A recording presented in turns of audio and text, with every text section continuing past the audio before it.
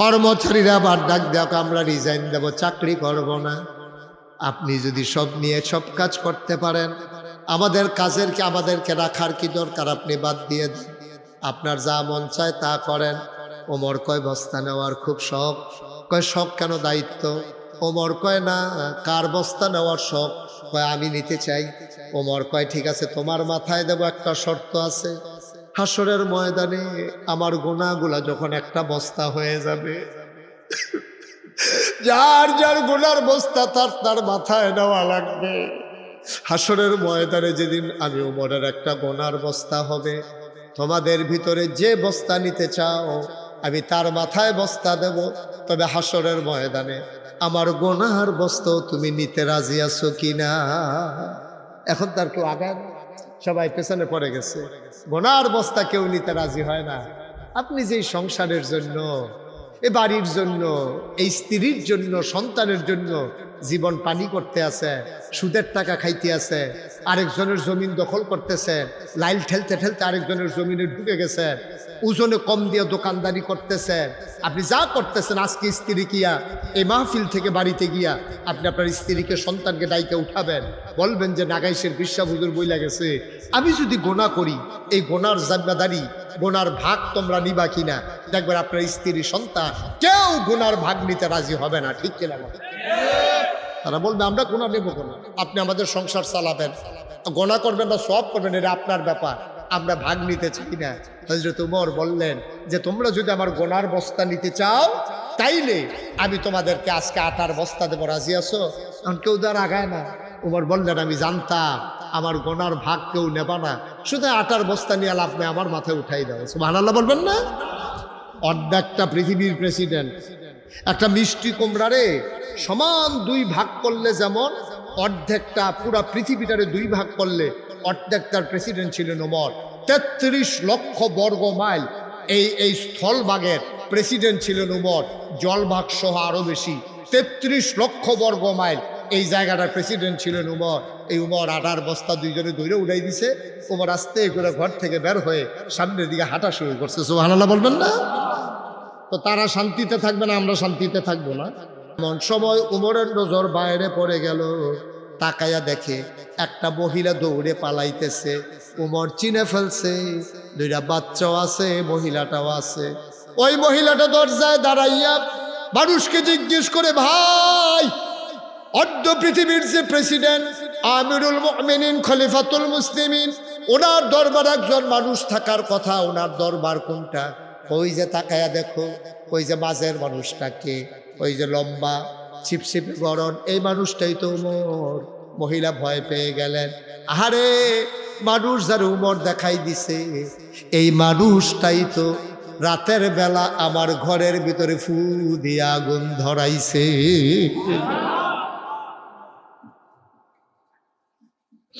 আঙ্গুল দিয়া যারে উমর দেখাইল, এই মানুষটাই তো ফু দিয়ে আগুন ধরাইছে আমার ঘরে। শোনায় শোনায় আমি কত গালিগালাজ করেছি।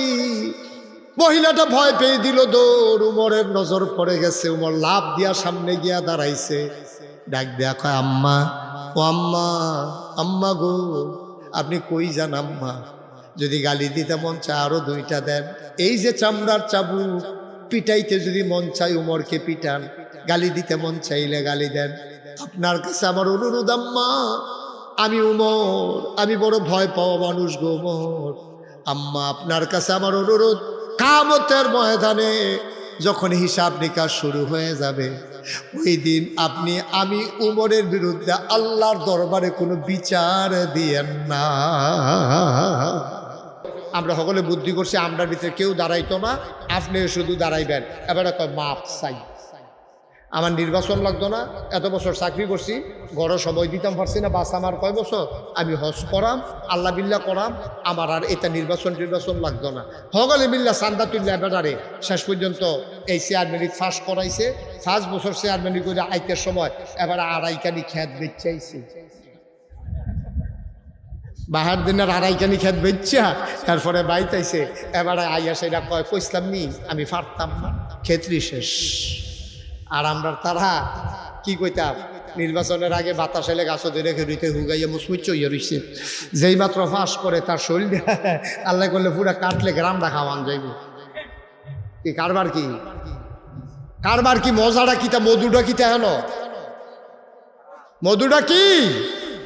এই কথা কইলি তার ভালো না। আল্লাহ মাফ করুক, সবাই কনা আমিন, জোরে কনা আমিন। আবার আসেন, আল্লাহর ভয় কারে কয় এই ব্যাপারে আমরা কিছু কথা শুনে আমরা শেষের দিকে চলে যাব ইনশাআল্লাহ। যেহেতু আল্লাহর ভয় ছাড়া সোনার মানুষ হওয়ার দ্বিতীয় কোনো ব্যবস্থা নেই, কোনো ব্যবস্থা নেই। ১,৫০০ বছর আগে মক্কায় যে আবু জেহেল আবুল আহাব আসিল, হযরত উমর আবু বকর উসমান আসিল, তো পার্থক্য রইল কেমনে? আবু বকরে আল্লাহর ভয় ঢুকছে অন্তরে, আর আবুল আহাবের মনে, আবু জেহেলের মনে আল্লাহর ভয় ঢুকে না। তারা যদি আল্লাহকে ভয় পাইতো তাহলে আবু জেহেল আবুল আহাব আর তৈরি হইতো না, সবাই আবু বকর উমর উসমান আলী হয়ে যেত। সুবহানাল্লাহ বলবেন না? তাদের অন্তরে আল্লাহর ভয় ছিল। কিরকম ভয় ছিল দেখেন, শুধু একটা কথা বলি, আল্লাহর নবী ইন্তেকাল হওয়ার পরে হযরত আবু বকর সিদ্দিককে যখন ইসলামের প্রথম খলিফা বানানো হলো, আবু বকর সিদ্দিক যখন ইন্তেকাল করে ফেললেন, সবাই মিলে চিন্তা করলো এই ইসলামী রাষ্ট্রের ভবিষ্যৎ প্রেসিডেন্ট হিসেবে ওমর ছাড়া আর কোনো বিকল্প নাই। সবাই মিলে খুঁজতেছেন ওমরকে খেলাফতের আসনে বসাবেন, কোনো তালাশ করে ওমরকে পাওয়া যায় না, লাশের কাছে নাই, মসজিদে নববীর কাছে নাই। সবাই মিলে টেনশনে পড়ে গেল, ওমর গেল কই, গেল কই। খুঁজতে খুঁজতে তার বাড়িতে গিয়া দেখে কান্নার আওয়াজ শোনা যায়। দরজা বন্ধ করে হযরত উমর রাদিয়াল্লাহু তাআলা আনহু ফুফায়া ফুফায়া কান্দে। মানুষগুলা ডাক দেখো, উমর আপনি কান্দেন কেন? আপনি বের হয়ে আসেন, আল্লাহর নবী নাই, আবু বকর সিদ্দিক নাই, আপনিও যদি এমন করে ঘরের ভিতরে বসে থাকেন, ইসলামের অভিভাবকত্ব কে, ইসলামের দায়িত্ব নেবে? আপনি জলদি করে বের হয়ে আসেন। ওমর কয়, আমি তো এই ভয়েই কাঁদতেছি, আমি জানতাম তোমরা এই কাজটাই করবা, আমারে তোমরা খুঁজতেছো দায়িত্ব দেওয়ার জন্যে, আমি এই দায়িত্ব নিয়া, এই বোঝা নিয়া পারবো না, এই ভয়ে আমি ওমর কাঁদতেছি। বলেন সুবহানাল্লাহ। অর্ধেকটা পৃথিবী প্রেসিডেন্ট যে উমর হলেন, যে উমরের ব্যাপারে আল্লাহর নবী বললেন, আনা খাতামুন নাবিয়্যিন লা নাবিয়্যা বা'দি, আমি হলাম সর্বশেষ নবী, আমার পরে নবী নাই। আমার পরে যদি নবী থাকতো, আমার উমর আমার পরে নবী হইতো। সুবহানাল্লাহ বলবেন না? সেই উমর রাদিয়াল্লাহু তাআলা ভয়ে দায়িত্ব নিতে চান না, যিনি খলিফাতুল মুসলিমিন, আমিরুল মুমিনিন, জান্নাতের সুসংবাদ প্রাপ্ত দ্বিতীয় মানুষ, যিনি পরবর্তীতে ইসলামের দ্বিতীয় খলিফা হয়ে গেলেন। এই উমর লুকিয়ে লুকিয়ে পালিয়ে পালিয়ে থাকতে চায়, তিনি দায়িত্ব নিতে চান না। সুবহানাল্লাহ বলবেন না? এবার এবার এবার এবার একটু হিসাব মিলাই আমরা। এই বাংলাদেশে নির্বাচনের খবর নাই। নির্বাচন হলো 2 বছর পরে, 2 বছর পরে নির্বাচন। 2 বছর আগে হেতে গাছ উঠটা আতলারে শুভেচ্ছা, কুরবানি ঈদের শুভেচ্ছা, রোজার ঈদের শুভেচ্ছা।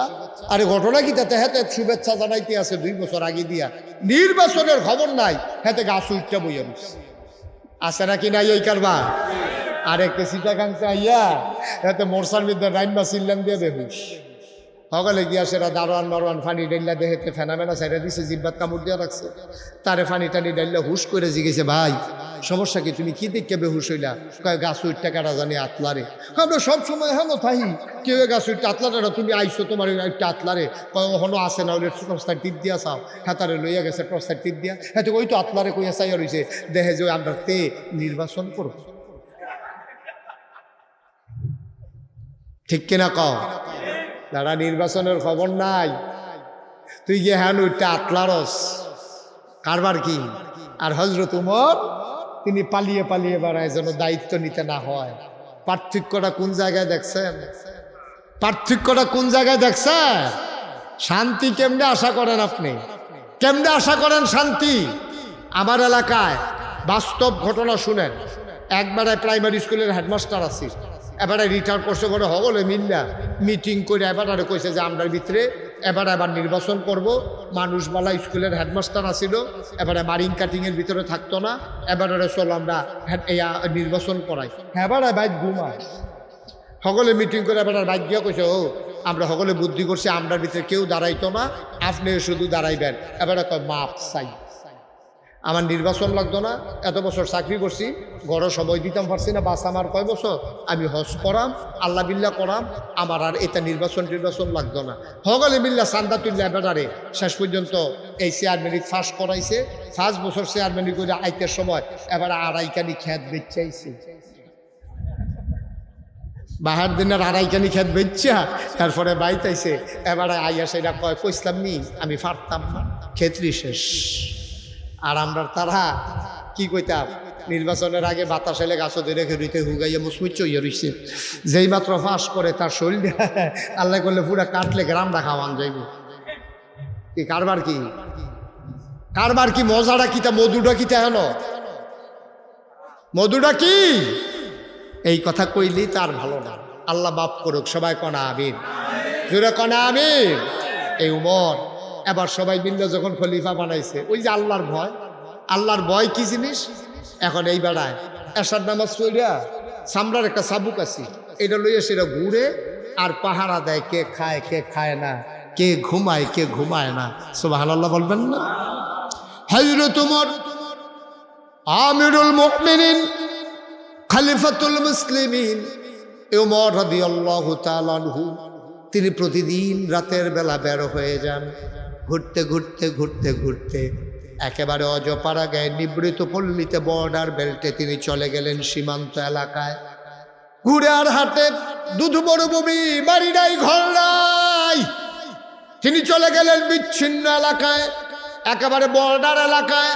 তিনি ঘুরতেছেন কোনো মানুষের কোনো কষ্ট আছে কিনা, কোনো মুসাফির কোনো পথিক কোনো কষ্ট পায় কিনা, যারা কিয়ামতের ময়দানে আমারে আসামি বানাই দিতে পারে। ঘুরতে ওমর চলে গেলেন এমন এক জায়গায়, তিনি দূরে তাকায়া দেখে বাড়ি নাই ঘর নাই, কিন্তু নতুন করে কে যেন তাবু ফালাই অপেক্ষা করতে আছে। তাবুটা চতুর্দিক দিয়ে ছেঁড়া, মিটি আলু বেরো হয়ে আসতেছে। তিনি কান পেতে শুনলেন, তাবুর ভেতর থেকে মনে হয় 2টা বাচ্চার কান্নার আওয়াজ শোনা যায়। হযরত ওমর রাদিয়াল্লাহু তাআলা আনহু আওয়াজ শুনে দিলেন দূর, অর্ধ পৃথিবীর প্রেসিডেন্ট আমিরুল মুমিনিন খলিফাতুল মুসলিমিন, তিনি চলে গেলেন তাবুর কিনারে। ওই যে ছিদ্র দিয়া তাকায়া দেখে 2টা বাচ্চা উপর হয়ে শুয়ে আছে, 2জনের পেটের নিচে 2টা পাথর, আর একটা মহিলা চোখের পানি মুছতেছে। চুলার ভিতরে আগুন, আগুনের উপর একটা পাতিলা, পাতিলার ভেতরে কিছু পানি আর কয়েকটা পাথর। উনি কাঠি দিয়া নাড়ে আর বাচ্চাদেরকে সান্ত্বনা দেয়, ও বাচ্চারা আর একটু অপেক্ষা করো, তোমরা ঘুমিয়ে পড়ো, খাবার রেডি হইলে তোমাদেরকে ডাকবো, কান্নাকাটি করলে হবে না, ঘুমাই যাও। হযরত ওমর বুঝতে পারলে ঘরে তো কোনো খাবার নাই। মহিলাটা পাথর আর পানি নাড়াচাড়া করে, মনে করে সে বাচ্চাগুলো যদি ঘুমাই যায় তাইলে সকালের আগে আর বিরক্ত করবে না।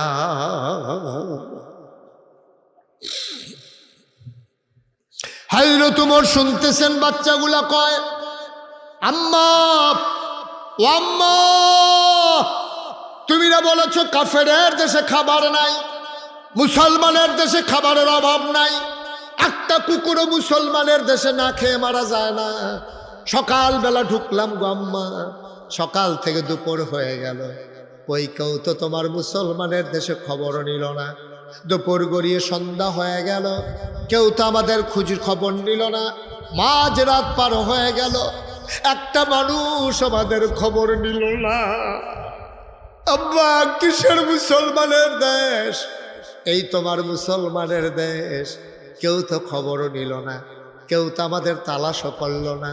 আম্মা খাবার দাও, 3 দিন হয়ে গেছে গো আম্মা, খাবার না দিলে আমরা আর বাঁচব না। ওমর শুনতেছেন বাচ্চাদের কথা। আমিরুল মুমিনিন তিনি আর সইতে পারেন নাই, তিনি দিলেন দৌড়ে তিনি মদিনার শহরে ঢুকে গেলেন। তিনি ঢুকে যেখানে জমা করা মাল ছিল গোডাউনের দরজায় গিয়ে তিনি দাঁড়ালেন, ডাক দিলেন, কর্মচারী দরজা খুলে দাও। দরজা খুলে দেওয়া হলো। ওমর বললেন, বস্তার ভিতরে আটা ঢোকাও, খেজুর ঢোকাও, শাকসবজি ঢোকাও। সব ঢোকানো হলো, বস্তার মুখ বেঁধে দেওয়া হলো। দুইজন কর্মচারী দৌড়ে আইসা কইয়া আমিরাল মুমিনিন, ও ওমর, তাড়াতাড়ি বস্তা আমাদের মাথায় দেন, আর আপনি যান, কোথায় যাওয়া লাগবে আমরা প্রস্তুত। আমরা আপনার পেছনে পেছনে আসতেছি, আপনি সামনে সামনে যান। আটার বস্তা নিয়ে আমরা আসতেছি যেখানে যাওয়া লাগবে। ওমর বলে, তোমরা কারা? আমরা রাষ্ট্রের কর্মচারী। আমি তো তোমাদেরকে ডাকি নাই। ডাকা লাগবে কেন? দায়িত্বের কাজের সময় তো আমরা হাজির হবো, এটাই স্বাভাবিক। ওমর বলে, বস্তা কেউ নিতে পারবা না, তাড়াতাড়ি বস্তা আমার মাথায় উঠাই দাও। তারা চিৎকার করে কইয়া আমিরাল মুমিনিন, আপনি অর্ধ পৃথিবীর প্রেসিডেন্ট, আপনার মাথায় কেন আটার বস্তা উঠাই দেব? ওমর বললেন, দায়িত্ব আমার, বস্তাও থাকবে আমার মাথায়, তোমরা ঘুমিয়ে পড়ো। বলেন সুবহানাল্লাহ।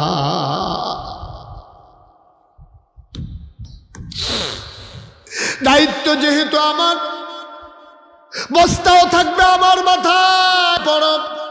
তোমরা আশা লাগবে না। কর্মচারীরা আবার ডাক দেওয়া, আমরা রিজাইন দেব, চাকরি করব না। আপনি যদি সব নিয়ে সব কাজ করতে পারেন, আমাদেরকে রাখার কি দরকার? আপনি বাদ দিয়ে দেন, আপনার যা মন চায় তা করেন। ওমর কয়, বস্তা নেওয়ার খুব শখ। কয়, শখ কেন? দায়িত্ব। ওমর কয়, না, কার বস্তা নেওয়ার শখ? কয়, আমি নিতে চাই। ওমর কয়, ঠিক আছে, তোমার মাথায় দেব, একটা শর্ত আছে। হাসরের ময়দানে আমার গুনাহগুলা যখন একটা বস্তা হয়ে যাবে, যার যার গুনার বস্তা তার মাথায় নেওয়া লাগবে।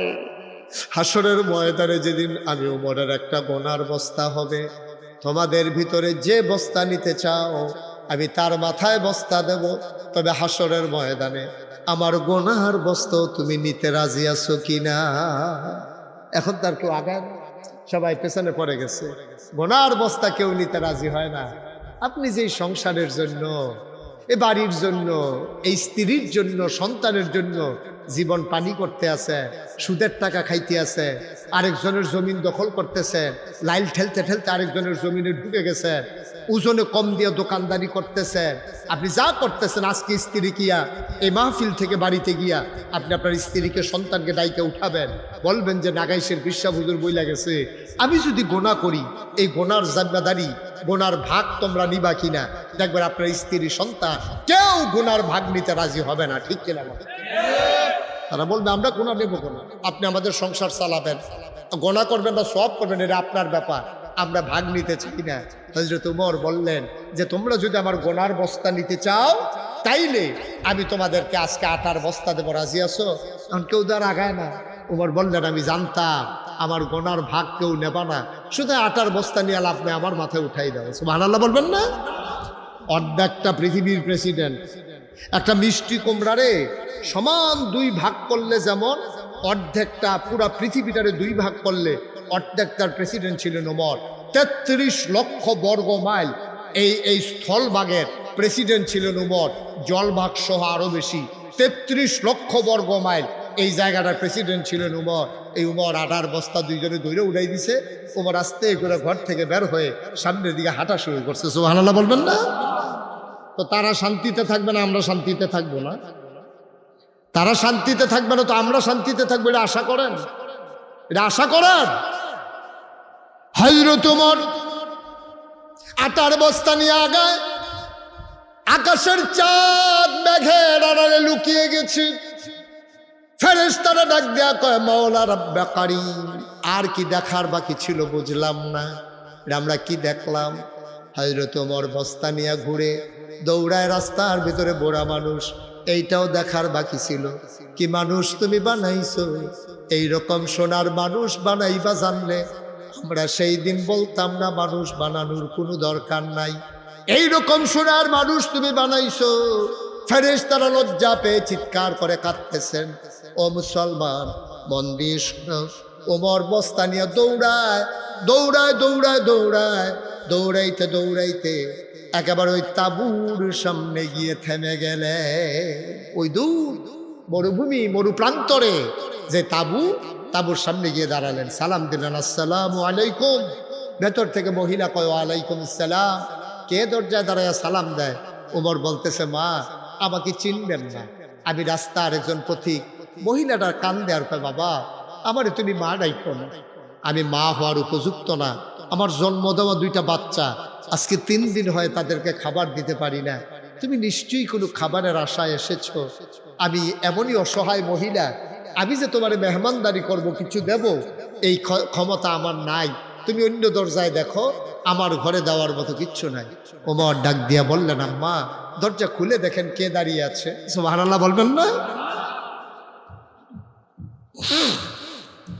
মহিলা দরজা খুলে দিলেন, তাকায়া দেখে পৌর একটা মানুষ, কাঁচা পাকা দাড়ি, তার থুতনির ভিতরে কপাল বেয়ে বেয়ে ঘাম পড়তেছে, মাথার ভিতরে একটা বস্তা। মহিলা ডাক দেয়া কয়, কে তুমি? আমাকে চিনবেন না? আমি এই রাস্তা দিয়ে যাচ্ছিলাম, শুনলাম 3 দিন ধরে আপনার বাচ্চারা কিচ্ছু খায় না। আমি একজন পথিক, ঘরে কিছু আটা ছিল, সামান্য কিছু জিনিস ছিল, নিয়ে এসেছি, দরজা খুলে দেন, অনুমতি দেন, ভেতরে আসি। মহিলা ডাক দেয়া কয়, আসো ভেতরে আসো। ওমর ভেতরে ঢুকলেন, ধরে ধরে বস্তা নামানো হলো। ওমর ডাক দেয়া কয়, মা আমি শুনেছি বাচ্চারা কিচ্ছু খায় নাই, তাড়াতাড়ি একটা বলের ভেতরে একটু আটা নিয়ে গুলে দাও, দ্রুত রুটি বানাই দাও। ওমা চুলার আগুনটা নিভে গেছে দেখি, তুমি তাড়াতাড়ি রুটি বানাও, আমি ফু দিয়া আগুন ধরাই দে।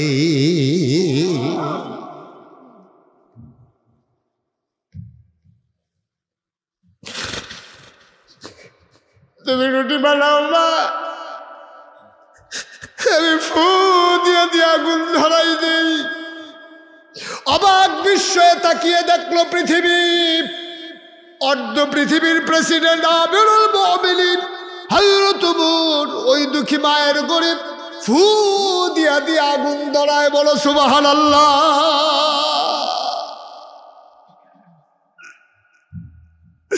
মহিলা রুটি বানাইয়া বানাইয়া ওমরের হাতে দেয়, আর হযরত ওমর তার ভিতরে দিয়ে দিয়ে রুটিগুলা সেঁকতেছে। রুটিগুলো বানানো হয়ে গেল। ওমর, মা ভাইদেরকে ডাকবো নাকি রুটি খাওয়ার জন্যে? আবার হযরত ওমর রাদিয়াল্লাহু তাআলা আনহু ডাকলেন। বাচ্চারা উঠে পাগলের মতো খাবার দেখে অস্থির হয়ে গেল। হযরত ওমর বস্তার ভিতর থেকে আটা ওই যে খেজুর বের করলেন, আর রুটির সাথে খেজুর দিয়া বাচ্চাদের মুখে নেয়। লোকমা নেয় একটা, মুখ চলে আসে 2টা। ওমর কয়, কোনো মানুষ খাবার নিয়ে এমন কারাকারি করতে পারে আমার জানা ছিল না। হযরত ওমর অস্থির হয়ে গেলেন। ওমরের চোখ বেয়ে বেয়ে টপ টপ করে পানি পড়ে, ওমরের গাল বেয়ে বেয়ে টপ টপ করে পানি পড়ে, আর বাচ্চাগুলার মুখের ভিতরে লোকমা দেয়। মহিলা আর চোখে তাকায়া দেখে মানুষটার অন্তরে তো বড় মায়া, এ বুড়া মানুষটা কাঁদতেছে, বাচ্চাদেরকে খাবার দিতেছে। মহিলাটা ডাক দেয়া কয়, আমি জানি না তুমি কি নাম তোমার, তোমার মতো মানুষ থাকতে এই মদিনার খলিফা কেমনে ওমর হইল? কেউ কি তোমাকে দেখলো না? তোমার মতো মানুষ থাকতে উমর আবার খলিফা হয় কেমনে? আমি সকালবেলা উঠে সবাইকে বলবো যে উমরের খলিফা হওয়ার কোনো আপনার উপযুক্ততা নাই, খলিফা হবা তুমি। আমি সবাইকে বলে দেব, সবাই যেন তোমারে খলিফা বানাই দেয়। এই কথা বলে বলে মহিলা উমরকে নিয়ে নানান কথা বলতেছে। আর উমর বলতেছে, মা এখন কথা বলার সময় না, বাচ্চারা খাওয়া হয়েছে, এখন তুমিও খাও। মহিলার মুখে যখন লোকমা দিছে, মহিলা চাবাইয়া ঢুক গিলতে পারে না, মহিলার গাল বেয়ে বেয়ে পানি পড়তেছে। হযরত ওমর কয়, মা ও মা কেন খাও না তুমি? তুমি লোকমা দিলাম, তুমি খেয়ে নাও। মহিলা কান্দে আর কয়, বাবা সকালবেলা বাচ্চাগুলো আবার খাবারের জন্য কাঁদবে, কোথায় পাবো আমি খাবার? আমি বুড়া মানুষ, আমি বয়স্কা মহিলা, খাবারের অভাবে আমি মরে যাব না। কিন্তু বাচ্চাগুলো সকালবেলা যখন খাবার চাইবে, না দিলে আমি অস্থির হয়ে যাব, আমার খাবারের দরকার নাই। ওমর মুচকি হাসি দিয়া কয়, মা আমি যখন এসে পড়ছি তোমার খাবারের আর চিন্তা নাই। ওমরের সাথে আমার বড় খাতির, আগামীকালকে সকালবেলা তুমি উমরের দরবারে আইসো, সেই জায়গায় আমি থাকবো, মাসিক রেশনের ব্যবস্থা করে দেব, তোমার ঘরে খাবার চলে আসবে, এখন খাও। মহিলা খাইলেন, উমর চলে গেলেন। সারা রাত আর ঘুমাইতে পারেন নাই। হযরত ওমর তাহাজ্জুদ পড়ি, ফজরের নামাজ পড়ি, খলিফার আসনে যখন বসে গেলেন, লোকজন আসতেছে, উমরকে দেখে সবাই অস্থির হয়ে গেছে, চোখগুলা লাল লাল, চুলগুলো তার উস্কো খুস্কু, দাড়িগুলো তার উস্কো খুস্কু। সবাই ডেকে কয় ইয়া আমিরাল মুমিনিন, আপনি কি রাতের বেলা ঘুমান নাই? আপনাকে অস্থির অস্থির মনে হয়। হযরত ওমর ডাক দেয়া কয় তোমরা কেমন আছো সবাই বলো। সবাই বলতেছে আমরা ভালো আছি, আমাদের কোনো সমস্যা নাই। এমন সময় ওমরের নজর বাইরে পড়ে গেল। তাকায়া দেখে একটা মহিলা দৌড়ে পালাইতেছে। ওমর চিনে ফেলছে, দুইটা বাচ্চাও আছে, মহিলাটাও আছে। ওই মহিলাটা দরজায় দাঁড়াইয়া মানুষকে জিজ্ঞেস করে, ভাই, অর্ধ পৃথিবীর যে প্রেসিডেন্ট আমিরুল মুমিনিন খলিফাতুল মুসলিমিন, ওনার দরবার একজন মানুষ থাকার কথা, ওনার দরবার কোনটা? ওই যে তাকায়া দেখো, ওই যে মাঝের মানুষটাকে, ওই যে লম্বা ছিপছিপে গরম, এই মানুষটাই তো উমর। মহিলা ভয় পেয়ে গেলেন। আহারে, মানুষ যার উমর দেখাই দিছে, এই মানুষটাই তো রাতের বেলা আমার ঘরের ভিতরে ফু দিয়ে আগুন ধরাইছে।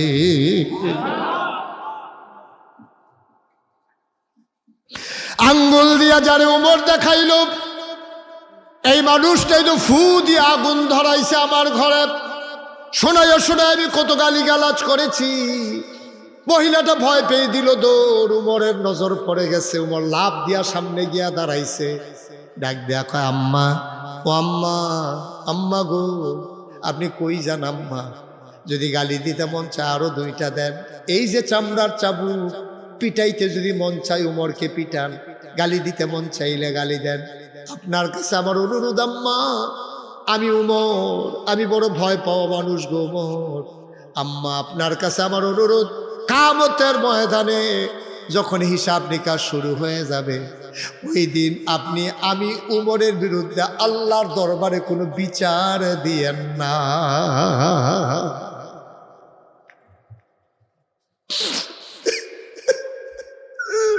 গালি দিতে যদি মন চায়, পিটাইতে মন চায়, দুনিয়ার ভিতরে হিসাব নিকাশ শেষ করে দেন গো আম্মা। কিয়ামতের ময়দানে আমি উমরকে আপনি আসামির কাঠ গড়ায় দাঁড় করাইয়েন না। আমার বিচার, আমার বিরুদ্ধে বিচার দায়ের কইলেন না গো আম্মা। দুপুর বেলা আপনি ঢুকে গেছেন, আমি কেন খোঁজ নিতে পারলাম না? মাঝরাত কেন পার হয়ে গেল? আমার বড় ভয়, না জানি কি হয়। আম্মা, দয়া করে আপনি পিটাইতে মন চাইলে, গাতিতে দিতে মন চাইলে এই জায়গায় দেন। কিয়ামতের ময়দানে আমি উমরকে আপনি আসামি বানাইয়েন না। ও বড়ুরার মুসলমান, ও মুরব্বী বাবারা, ও কলিজার টুকরা যুবকেরা, পর্দার আড়ালের মায়েরা, মন দিয়ে শুনো গো মা। যে উমর জান্নাতের সুসংবাদ প্রাপ্ত দ্বিতীয় মানুষ, নবীজি যার ব্যাপারে বলেছেন আমার পরে নবী থাকলে আমার উমর নবী হইত। ও বড়ুরার মায়েরা, কলিজার টুকরা যুবকেরা, মুরব্বী বাবারা, মন দিয়ে শোনো রে ভাই। উমরের মতো মানুষ যদি কিয়ামতের ময়দানে বিচারকে এত ভয় পায়, আমি, তুমি, আমরা যারা এখানে আছি, এবার হিসাব মিলাইয়া দেখো কিয়ামতের ময়দানে আমাদের কি অবস্থা হবে। কোনো চিন্তা নাই, কোনো ভয় নাই, রঙের ঘোড়া দৌড়াইতে আসি, মজা চায় তা করতেছি, একটু চিন্তা করি না হাসরের ময়দানে অবস্থাটা কি হবে, কি হবে একটু চিন্তা নাই। আমরা অস্থির হয়ে গেছি, দুনিয়া নিয়ে পাগল হয়ে গেছি। কুকুরের চাইতে আজকে মানুষ নিকৃষ্ট জানোয়ারে পরিণত হয়ে গেছি, ঠিক কিনা? আজকে শেষ হয়ে গেছি, আমরা শেষ হয়ে গেছি আজকে। আমাদের উপায় নাই। আমরা কি হবে এই মাহফিল দিয়া বলেন? কি লাভটা হবে মাহফিল দিয়া? নিজের জীবনের পরিবর্তন যদি ঘটাইতে না পারি, কি হবে মাহফিল দিয়া? যদি নিজেদেরকে জান্নাতের ঠিকানা, নিজেদের ঠিকানা যদি জান্নাতে না বানাইতে পারি, আমাদের উপায়টা কি? আমাদের উপায়টা কি হবে? ভাইয়ারা, আজকে সব জায়গায় ধ্বংস চলে আসছে। সন্তানের সাথে মা বাবার যে সম্পর্ক থাকার কথা ছিল, মায়ের প্রতি সন্তানের যে দায়িত্ব পালন কথা ছিল, সেইটা আমরা ভুলে গেছি। তো আল্লাহ কত সুন্দর করে বলে দিয়েছেন, ওয়াকাদা রাব্বুকা আল্লা তা'বুদু ইল্লা ইয়্যাহু ওয়া বিল ওয়ালিদাইনি হাসানা, যে তোমরা আল্লাহ ছাড়া আর কারো ইবাদত করা যাবে না, আর আব্বা আম্মার প্রতি হবে তোমাদের কোমল আচরণ। সেই জায়গায় আজকে ধ্বংস হয়ে গেছে, সেই জায়গায় ধ্বংস হয়ে গেছে। কোটি কোটি টাকার মালিক সন্তান তার বাড়িতে মা বাবাকে জায়গা না দিয়া সেই বৃদ্ধাশ্রমে নিয়া আজকে সন্তান মা বাবাকে সেখানে রেখে আসে, আর ছেলে তার স্ত্রীকে নিয়ে সন্তানকে নিয়ে পোষা কুকুর নিয়া আজকে সেই বাসার ভিতরে আরাম করে। ঠিক কিনা? আজকে আজব পৃথিবী, আজব বাংলাদেশ।